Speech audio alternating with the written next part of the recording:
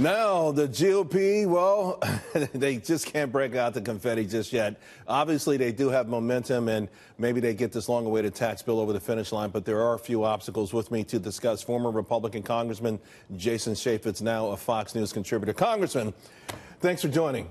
Thank you. Thanks. Glad to be here. It's always so much drama in the Senate, isn't it? And I think you have all these competing personalities, and I think we should caution the audience. The vote, for instance, the motion to proceed does not necessarily mean people who are voting yes for that will vote on the ultimate tax package. Yeah, that's why there should be absolutely zero Republicans. We're talking about tax reform, cutting taxes, that should be voting no, because this is simply the hurdle that allows the debate to come up. Once you get through that hurdle, then you can start what's called vote-a-rama, where members can offer,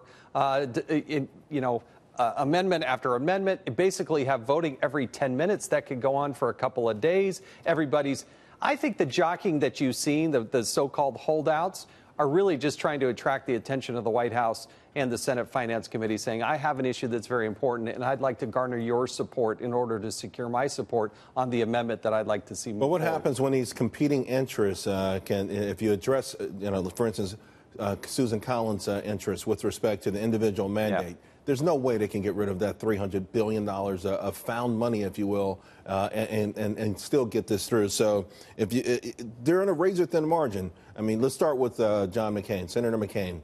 You think he probably is a no matter what? I think at the end of the day, almost every Senate Republican will vote yes on final passage, except John McCain. He voted against the Bush tax cuts. I think he likes high military spending, but doesn't care so much to cut taxes. I just think that's core to who he is, and he's senior enough that he's a bit of a curmudgeon on this, and he's not going to move. So if you got McCain out, Susan Collins, I don't think she'll get, they will repeal the individual mandate, perhaps two out.